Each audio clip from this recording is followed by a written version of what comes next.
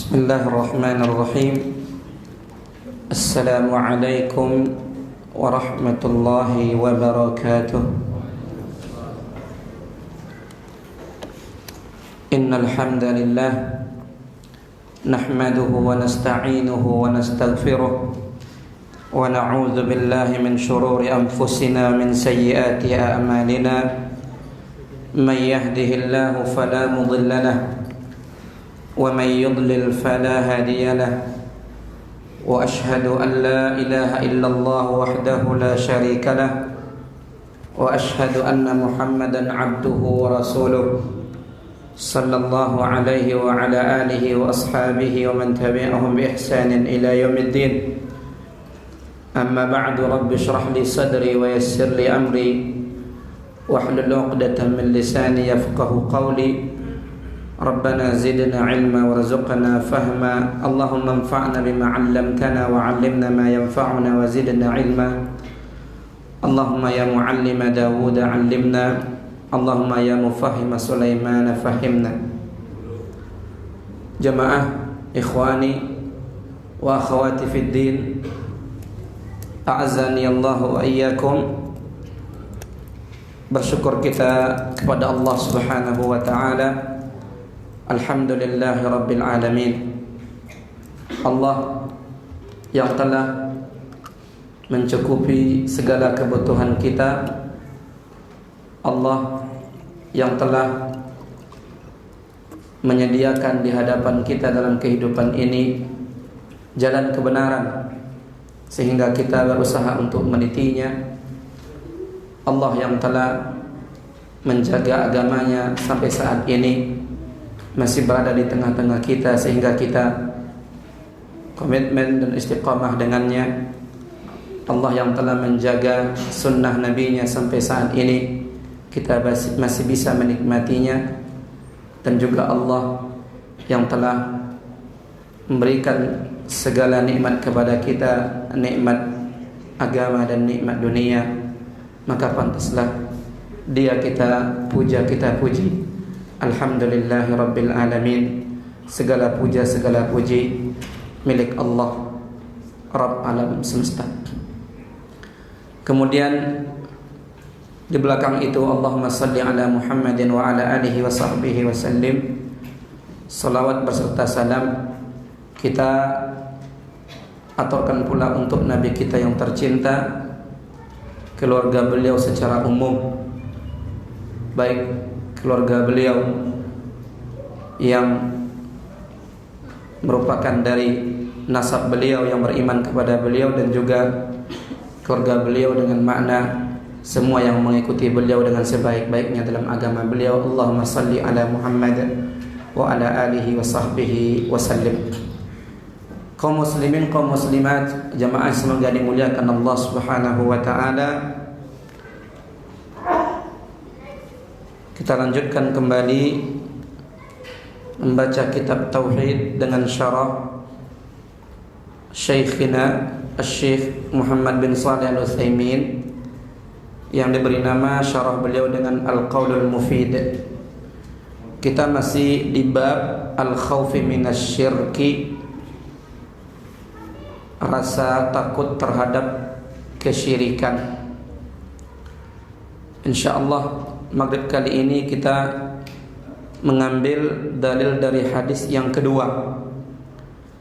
Dalilnya dibawakan oleh pengarang Syekh Muhammad bin Abdul Wahab, ada 5. 2 dari Al-Quran sudah kita lewati, dan 3 dari hadis, baru 1 hadis yang telah kita lalui. InsyaAllah kita ambil dalil yang kedua dari hadis yang dibawakan oleh pengarang di bab ini.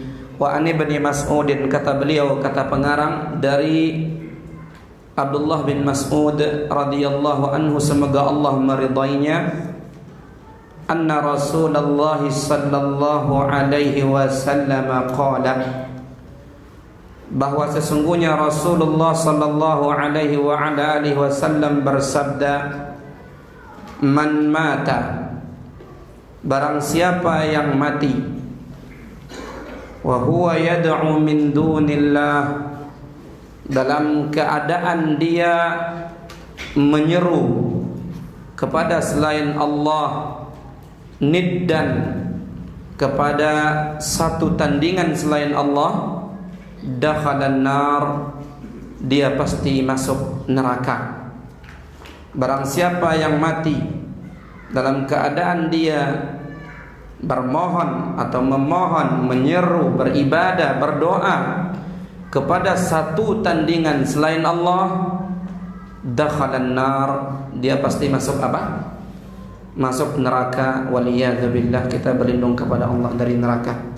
Rawahu al-Bukhari, hadis ini diriwayatkan oleh al-Imam Al-Bukhari rahimahullah.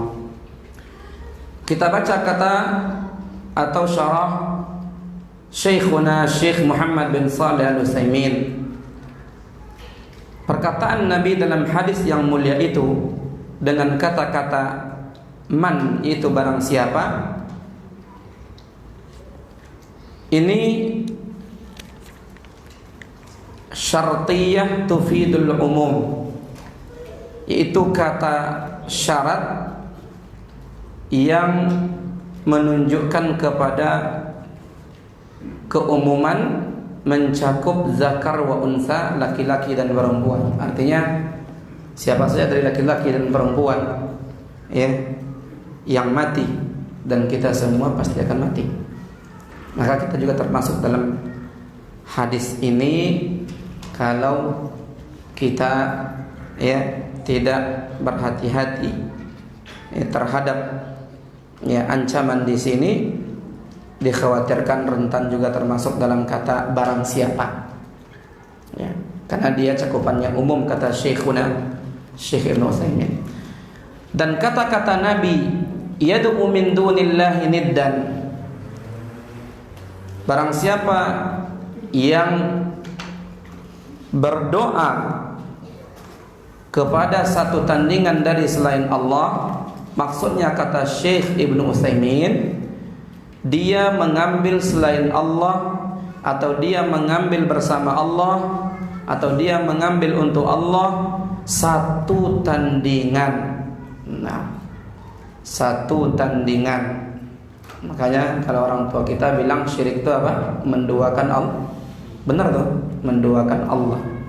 Dalam artian ya perbuatan itu sebenarnya murni untuk Allah, murni hak Allah, dialamatkan juga untuk Allah selain Allah, dua-duanya ya. Contohnya dia berdoa kalau kita dapati orang musyrik juga dia berdoa kepada Allah, tapi umpamanya dia berdoa kepada ya mayat yang ada di kuburan, bahkan mungkin sudah menjadi tanah, sudah hancur, dia berdoa kepada Allah di situ, ya Allah, berdoa gitu mungkin. Kemudian berdoa lagi dia kepada wali, mungkin dia yakini wali ya, atau mungkin nabi, walaupun Nabi Muhammad. Sekali lagi anak ulangi, jangan pernah merasa aneh dengan contoh seperti itu, Pak. Hari ini masih ada orang yang seperti itu. Jangan jauh-jauh di Indonesia, silakanlah Bapak cek ketika orang itu ziarah ke kubur, terutama orang-orang yang ekstrim, apalagi jahil terhadap akidah. Bahkan kalau kita lihat, maaf, YouTube yang kita periksa, ada orang yang meminta madad, ya, amiduni, amiddani, wahai semua penghuni kubur, wahai penghuni kubur ini, beri saya bantuan. Nanti dia minta ke Allah setelah itu.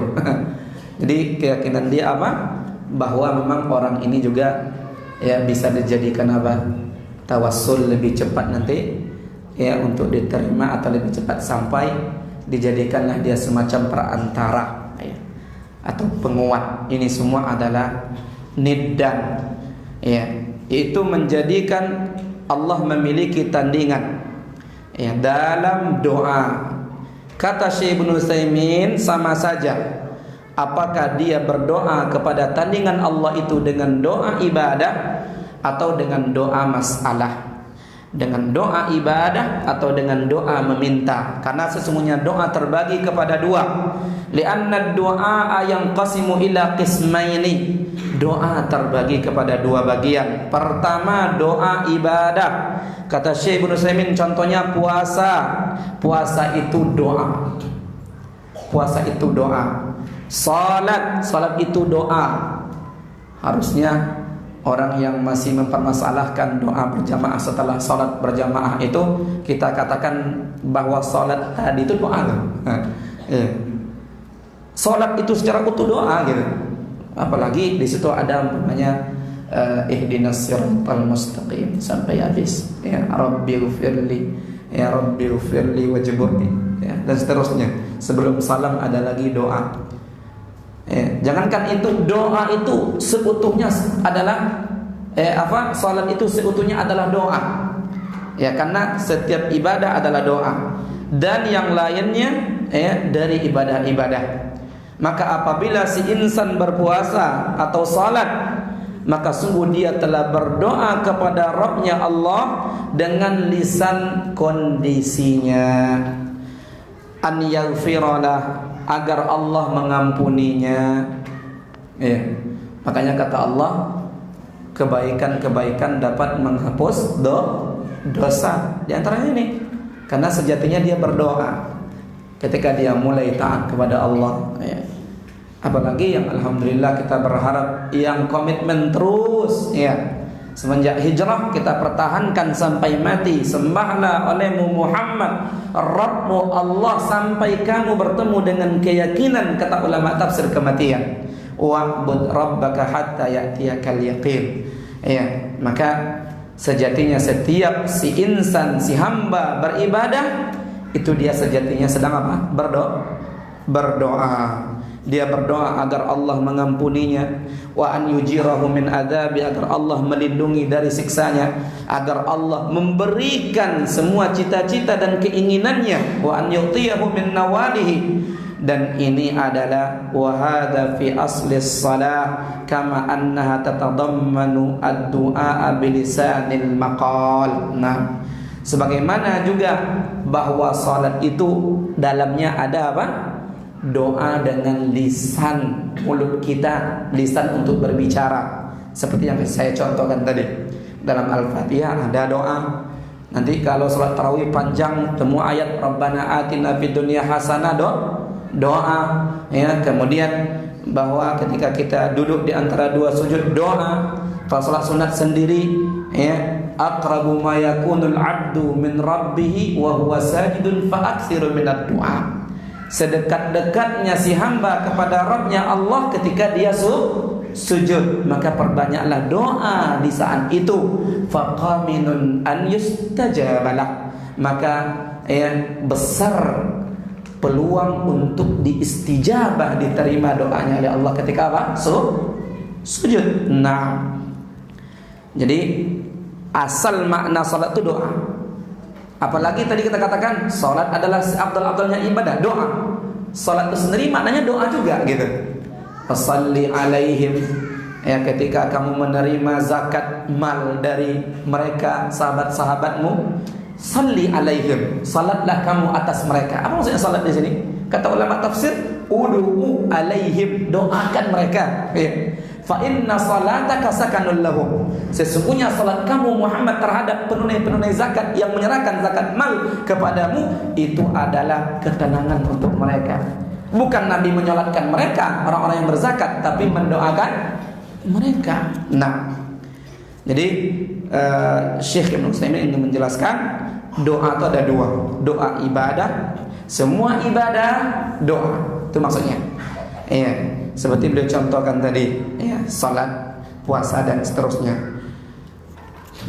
Kemudian beliau mengatakan wa yadullu li hadzal qismi qauluhu ta'ala wa qala rabbukum ud'uni astajib lakum. Mana dalil bahwa ibadah adalah doa? Yaitu surat Ghafir ayat 60. Wa qala rabbukum ud'uni, Rabb kalian telah berfirman, telah berkata, ud'uni, berdoalah kalian semuanya kepadaku. astajib lakum, aku akan kabulkan, aku akan terima ya doa kalian itu. Innal ladzina yastakbiruna an ibadati sayadkhuluna jahannama dakhirin. Sesungguhnya orang-orang yang sombong dari mengibadatiku. Allah suruh berdoa, kemudian Allah ganti kata doa itu setelahnya apa? Orang-orang yang sombong dari berdoa kepadaku, atau orang-orang yang sombong dari beribadah kepadaku, kata Allah. Orang-orang yang sombong dari beribadah kepadaku. Berarti Allah sinonimkan apa? Bahwa doa sinonimnya apa? Ibadah. Ibadah sinonimnya apa? Doa. Iya. Mereka akan masuk ke neraka jahanam. Sayadkhuluna jahannama dakhirin. Itu sambungannya ya. Nah, ini dalil yang menunjukkan bahwa di antara bentuk doa itu adalah disebut doa ibadah. Bahkan doa yang paling luas adalah doa ibadah. Semua kita di situ ya, meyakini itu ibadah kepada Allah, ya, pendekatan diri kepada Allah, amal soleh kepada Allah, maka itu semua ikhwan adalah doa. Ya, sejatinya setiap detik kita bisa berdoa, setiap saat kita bisa berdoa, setiap saat kita bisa berzikir. Berarti zikir ibadah, maka zikir adalah doa. Karena tadi kita katakan setiap ibadah adalah doa. Nah, maka di sini kata Syekh Utsaimin, Allah menjadikan doa sebagai ibadah. Di Ghafir ayat 60 tadi Allah bilang, wahai Rabb kalian berkata, berdoalah kalian kepadaku, aku kabulkan doa kalian. Sesungguhnya orang-orang yang sombong dari beribadah kepadaku. Setelah suruh berdoa, kemudian Allah sebutkan orang yang sombong tak mau berdoa, maksudnya tak mau beribadah. Berarti apa? Doa memang ada yang tipenya atau modelnya, ya, yaitu doa ibadah. Ya, doa yang dia berupa ibadah, walaupun kita nggak angkat tangan, walaupun kita nggak angkat tangan. Wa hadzal qismu kulluhu syirkun. Pembagian yang satu ini jamaah, semuanya kalau tak dialamatkan kepada Allah saja dia menjadi syirik. Tidak boleh kalau yang ini nih, ya, doa ibadah nih, doa yang berbentuk ibadah yang dia disebut oleh Allah dengan doa tadi, doa ibadah itu semuanya kalau dia sempat pula dialamatkan kepada satu makhluk dari makhluk Allah, dia menjadi apa? Syirik. Yang namanya ibadah nggak boleh dialamatkan, ya, dipalingkan kepada selain Allah Subhanahu wa taala. Faman sarafa syai'an min anwa'il ibadati li ghairillahi faqad kafara. Siapa yang memalingkan satu saja dari aneka ragam ibadah kepada selain Allah, maka sungguh dia telah kafir. Kufran mukhrijan lahu anil millah, itu dengan kekufuran yang mengeluarkannya dari agama Allah dan agama Rasulnya. Falau raka'a li insanin, kalau ada seseorang rukuk kepada manusia, rukuk dia kepada manusia, atau sujud kepada suatu benda, yu'azzimuhu, yang dia agungkan benda itu, kata'zimillahi fi hadzal ruku'i aw sujud, seperti dia mengagungkan Allah dalam ruku atau sujud itu, lakana musyrikan, dia menjadi seorang musyrik. Waliyadzubillah. Nah, walihada, karena itulah mana'an Nabi sallallahu alaihi wasallam, Nabi sallallahu alaihi wasallam telah melarang minal inhina'i indal mulaqati, untuk menunduk, ya, kepada orang ketika bertemu. Nah, tidak boleh menunduk, ya. Berarti adat kita yang agak sedikit begitu lembut, ya, kita orang lembut, katanya orang timur, ya. Lewat depan orang dewasa sambil tangan kita bawakan, kemudian badan kita menunduk, masuk. Kalau nggak tahu Ustaz, insya Allah kami tidak akan menyiksa, ya, sampai kepada mereka risalah Allah dan Rasul. Kita harus rubah kurang ajar anak ini. Walaupun kurang ajar kata orang tua, tidak apa-apa. Karena menunduk itu bagian, ya, bagian sikap ruku, bagian atau bentuk ruku, bagian dari bentuk ruku. tidak boleh. Ya. Kata Syekh Ibnu Utsaimin, tatkala Nabi ditanya, ada orang atau laki-laki bertemu sama akhinya, saudaranya sesama muslim, apakah dia boleh menunduk kepada saudaranya itu? An yanhaniya lahu, Nabi menjawab la. Ini hadis sebelumnya berbunyi, ada seorang laki-laki ketemu sama saudaranya seagama, muslim ketemu muslim, dia mengucapkan salam kepadanya, iya kata Nabi. Dia berjabat tangan, bagus juga, silakan, boleh. Tapi setelah itu dia la. Inhina bukan ruku. Kalau ruku seperti ini ya.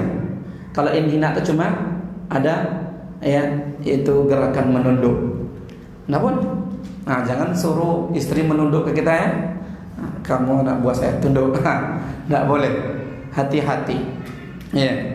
Tidak boleh. Kata Syekh Ibnu Utsaimin menukilkan hadis dari Nabi, ketika ada seorang bertanya kepada Nabi, ada orang bertemu dengan saudaranya, apakah boleh dia menunduk kepada saudaranya? Enggak. Berbeda dengan perbuatan dari sebagian orang-orang jahil hari ini, apabila dia mengucapkan salam kepada kamu, ya, kepada Anda, dia sambil menunduk kepada Anda. Maka wajib atas setiap mukmin yang beriman kepada Allah untuk mengingkarinya. Mulai kita harus di bab syirik ini atau di bab tauhid ini kita harus berani. Kalau bisa dengan perbuatan kita angkat badannya dan kita ucapkan dengan hikmah dan lembut, maaf Pak, takutnya ini bagian dari ruku. Nabi melarang untuk menunduk karena dia bagian dari ruku, dan ruku murni untuk siapa? Allah. Kalau dia terima alhamdulillah, kalau tidak kita sudah sampaikan kewajiban kita. Ya, sama-sama kita. Termasuk juga anak kita. Mencium tangan ketika salam Ustaz, kata ulama kita enggak masalah. Ya, makanya kalau seandainya dia memang darurat harus menunduk karena mencium tangan, itu berarti menunduknya bukan karena menunduk penghormatan, tapi karena memang ketika dia mencium tangan selalu rendah biasanya. Ya. Wallahu a'lam. Makanya di zaman ketika mulainya dulu munculnya, mulai maraknya dakwah sunnah, yang tersebar adalah syekh kita di Saudi sana, mereka keras ketika mau dicium ditariknya. Ya, ketika dia mau dicium ditarik, takutnya masuk tadi mungkin di situ. Banyak di situ mungkin catatan-catatan di antaranya itu. Ya. Akhirnya memang dia terlihat bagaimana si syekh berdiri lurus, dia akhirnya nanti terlihat gerakan dia itu seperti apa? Ya, mentazim. Nah, maka kalau kita mulai sekarang tegas supaya menjaga yang lebih besar, silakan, tidak apa-apa. Tidak perlu dicium tangan abi, tangan umi, atau tangan pak guru, tangan ustaz gitu ya. Walaupun ya sudah lumrah di dunia pendidikan kita, termasuk juga di daerah kami sana, di SD kita ngajar biasa dicium oleh murid-murid kita tangan kita. Nah, tapi kita ingatkan bahwa kalau ya menunduk itu dikhawatirkan dia masuk ke dalam larangan Nabi, yaitu bagian dari ruku kepada manusia. Nah, dan ruku adalah ibadah, adalah doa. Ya, maka inna salati wa nusuki, salatku lillahi rabbil alamin, dan dari bagian salat adalah ruku. Nah, warka'u ma'ar raki'in. Ya. Maka kita hanya ruku kepada Allah Subhanahu wa ta'ala. Ini pertama. Jadi doa terbagi dua. Barang siapa yang mati sedangkan dia berdoa kepada satu tandingan selain Allah, doa itu ada dua. Doa ibadah. Mati dalam keadaan berdoa ibadah kepada selain Allah, bahaya. Waliyadzubillah. Ya. Yang kedua, doaul mas'alah, doa meminta. Ya, doa meminta, seruan meminta. Ya.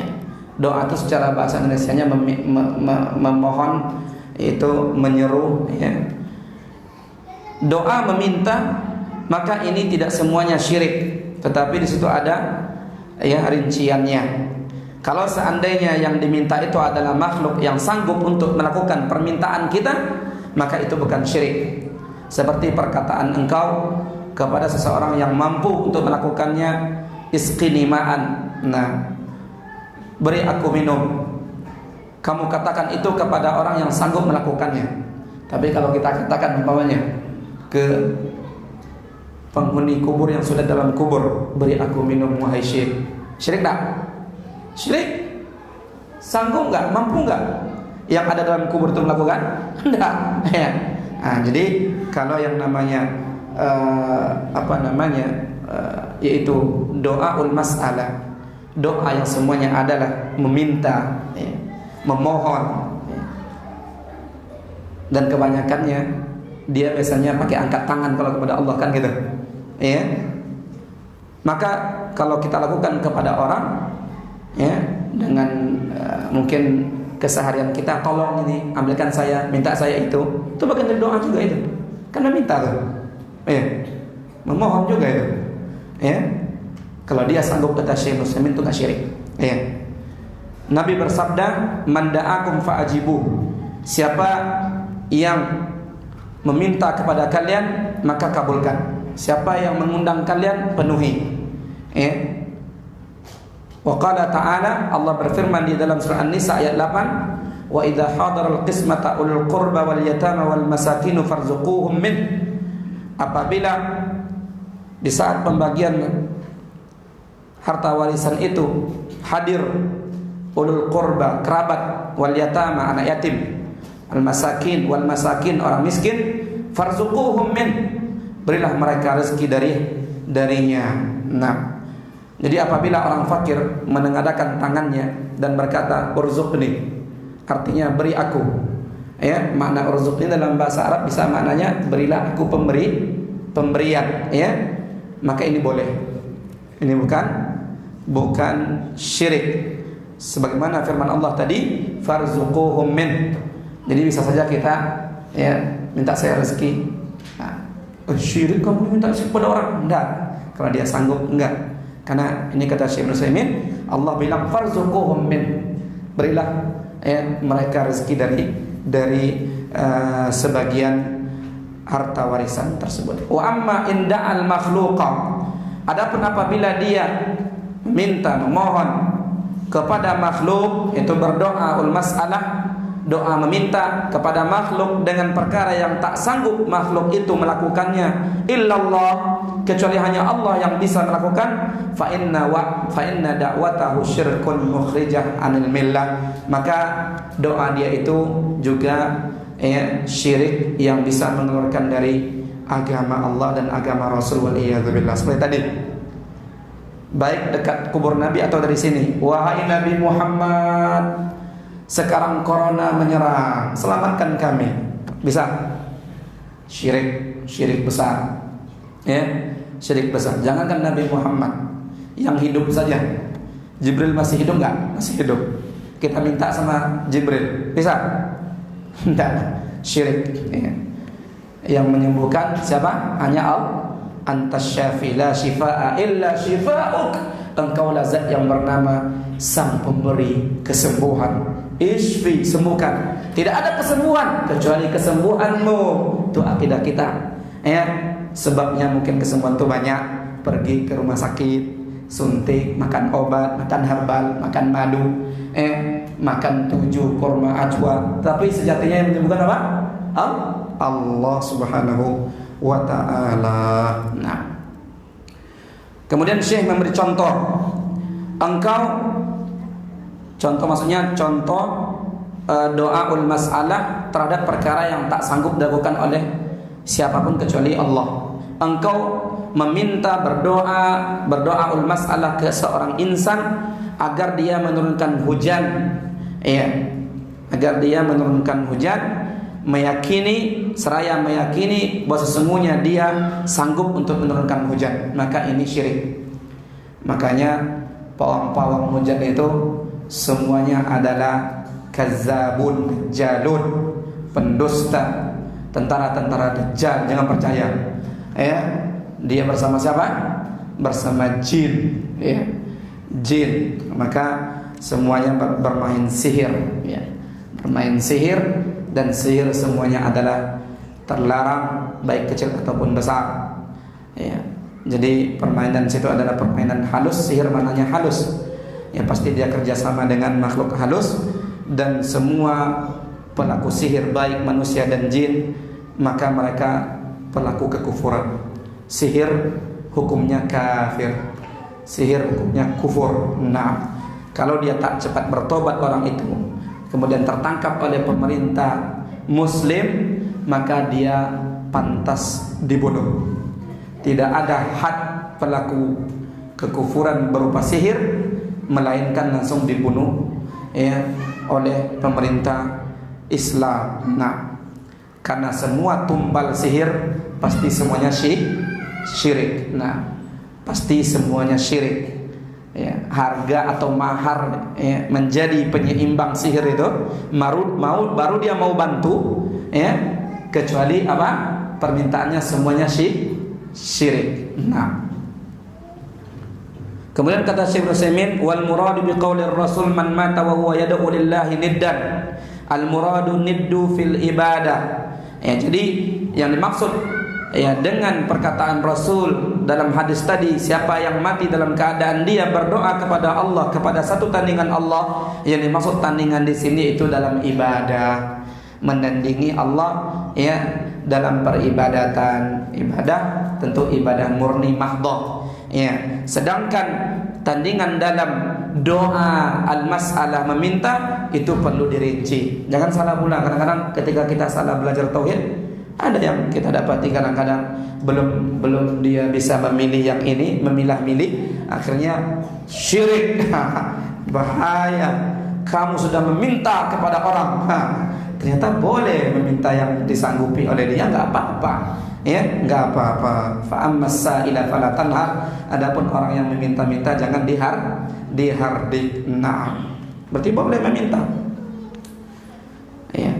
Wa ma'al asafi, namun sangat disedihkan. Nah, ini kesedihan syekh kita dan kita wajib juga bersedih. Di sebagian negara Islam ya, bahkan bukan sebagian kecil, sebagian besar.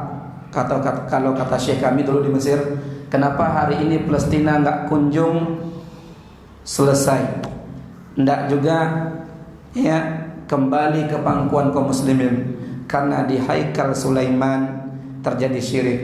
Banyak kaum muslimin tawaf di sana. Nah, akan dibantu oleh Allah. Kenapa dulu 300 tahun Syiah Fatimiyah Batiniyah setelah 300 tahun berkuasa bisa ditumpas oleh Salahuddin Al-Ayyubi? Fikihnya Syafi'i, mazhab fikihnya, cara beribadahnya dominan pada beliau Syafi'i, akidah beliau akidah salafiyah, salaf lurus. Maka Allah bantu untuk menumpas Syiah Batiniyah Fatimiyah. 3 abad bercokol di Mesir ya. Kata ulama, kenapa Salahuddin Al-Ayyubi berhasil ya menumpas banyak kebatilan? Karena akidah beliau benar. Kenapa hari tentara kaum muslimin enggak kunjung mampu untuk mengalahkan musuh-musuh Allah? Karena juga memang kesalahan terbesarnya ada pada kaum muslimin itu. Enggak ngerti mana tauhid, mana syirik. Enggak mungkin ditolong oleh Allah. In tansurullaha yansurkum. Ya, jika kalian menolong Allah, maksudnya menolong agama Allah, di antaranya mengilmui tauhid dan mengamalkannya, ya, mengilmui syirik dan menjauhinya, ya. Kalau itu yang terjadi, insyaallah yansurukum, Allah pasti menolong kalian. Nah, kata Syekh Ibnu Utsaimin rahimahullah, sangat disayangkan wa ma'al asaf, ya, sangat disedihkan, ya, di sebagian negara Islam ada orang yang meyakini si fulan yang dikuburkan di sebuah pekuburan, dia sudah berbentuk jussah, sudah busuk, sudah jadi bangkai, au akalatul ardu, bahkan sudah hancur dimakan tanah, ya, diyakini oleh kaum muslimin yanfa'u au yadur.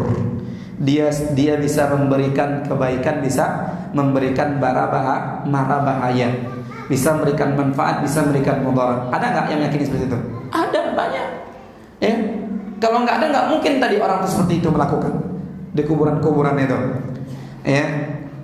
Au ya'ti bin nasli, atau si mayat yang dikubur itu atau si pemilik kubur yang di dalam itu bisa memberikan keturunan kepada orang yang belum mendapatkan anak, liman la yuladu laha waliyadzubillah. Kata Syekh Utsaimin, Wa hadza wal iyadu billah, ini kita berlindung kepada Allah, syirkun akbar, kesyirikan yang besar, mukhrijun minal millah, mengeluarkan dari agama Allah. Wal iyadu billah.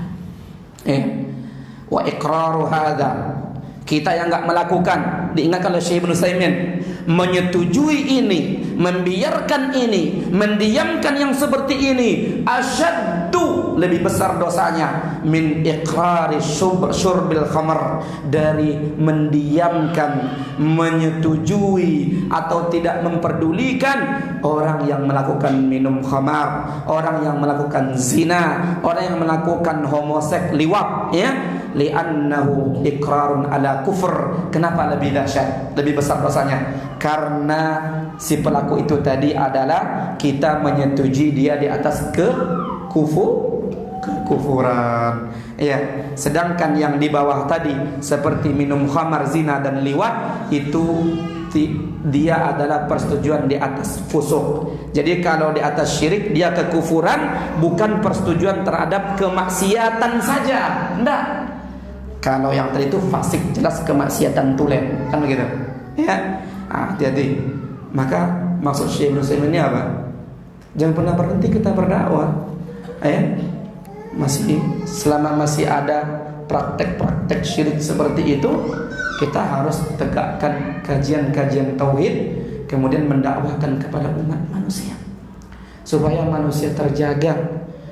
Ya, jangan pula kita aneh. Saudi yang hari ini kita katakan satu negara bulat tauhid, satu negara sunnah. Ulama kita baik dari Saudi atau luar Saudi, secara pernegara tidak ada negara yang lebih dekat. Namun sebelum dakwah Muhammad bin Abdul Wahab, banyak sekali patung-patung orang soleh berdiri di sana. Bukan hanya Syekh Muhammad bin Abdul Wahab yang meruntuhkan atau mematahkan atau menghancurkan, namun juga keturunan beliau juga ketika terjadi yang masih percikan-percikan perang belakangan. Bacalah sejarah dakwah Syekh Muhammad bin Abdul Wahab. Subhanallah. Baru berapa ratus tahun yang silam tuh, belum lama. Syekh yaitu 1100-an. Kalau nggak salah 1111 apa lahir beliau. Kemudian umur beliau lama. Azan. Azan ya, kita azan dulu. Taib, tafadhal. Azan isya dulu, nanti kita lanjutkan sedikit.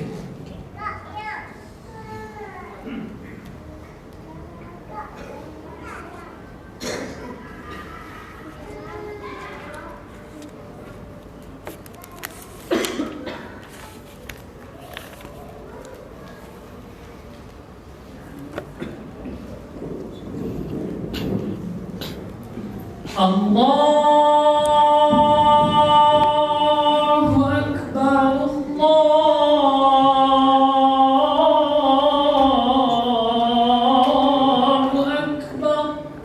Akbar, Allahu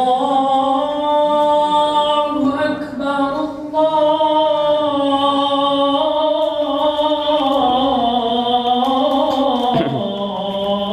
Allahu Akbar, Allahu Akbar. Asyhadu an la ilaha illallah.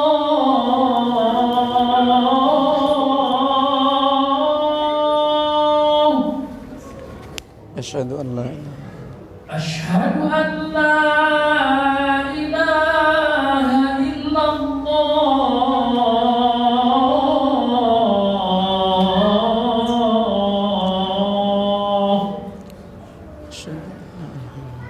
Asyhadu anna Muhammadan Rasulullah.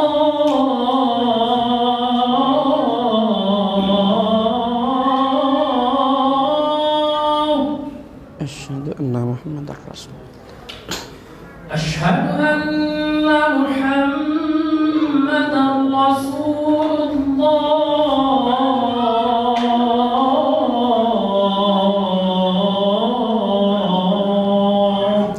Asyhadu anna Muhammadar Rasulullah. Hayya 'alas salah.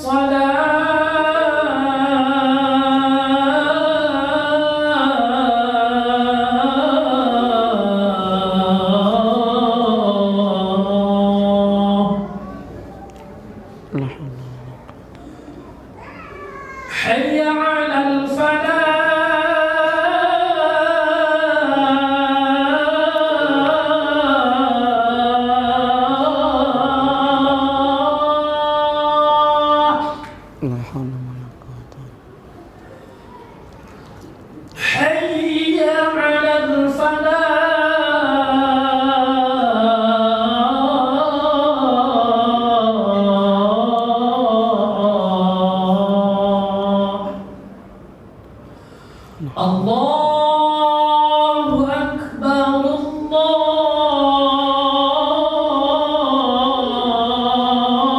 Allahu Akbar. La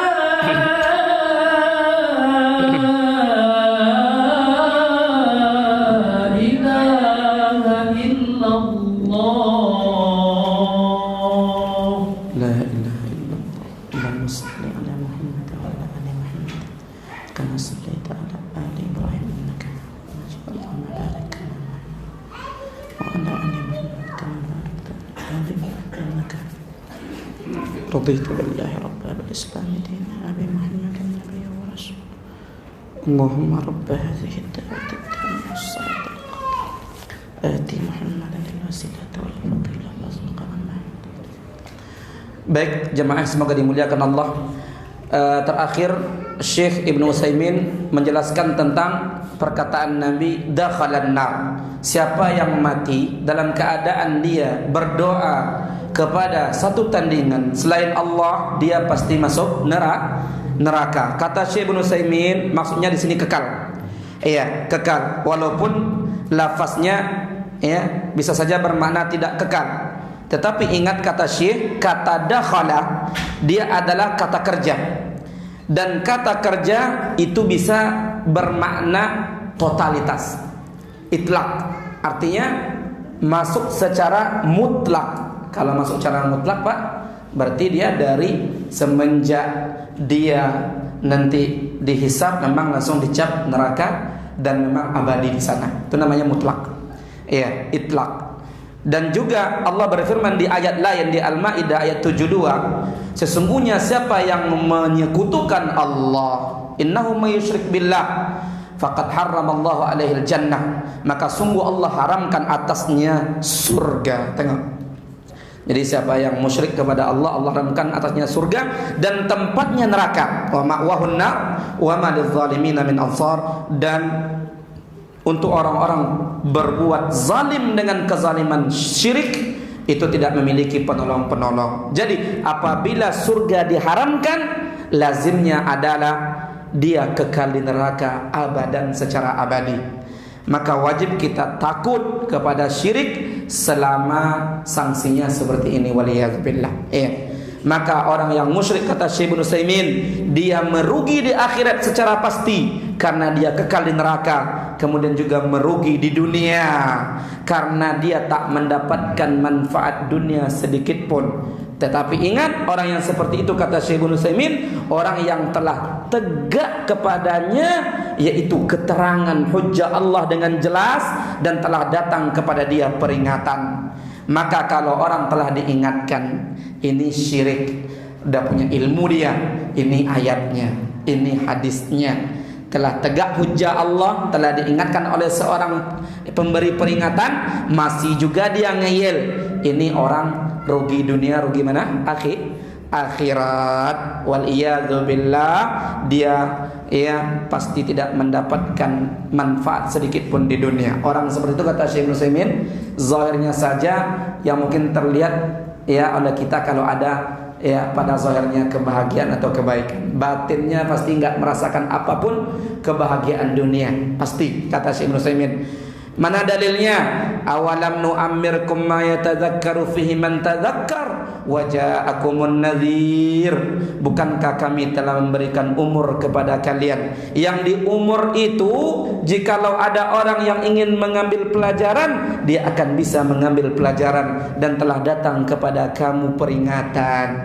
Ada yang mengatakan umur yang dimaksud di sini yaitu Allah berikan, sudah Allah tangguhkan, Allah berikan, Allah tangguhkan, akhirnya dia baru menemu ajalnya. Ada yang mengatakan umur di sini Allah beri uzur 17, ada yang mengatakan 18, ahli tafsir ada yang mengatakan 40, ada yang mengatakan 60, ada riwayat tetapi kuatnya biasanya 40 atau ada juga riwayat kata hadis umur umatku kebanyakannya antara 60 dan 70 wa aqalluhum yajuzu zalik. Ya, sedikit sekali dari umatku yang lebih dari 70.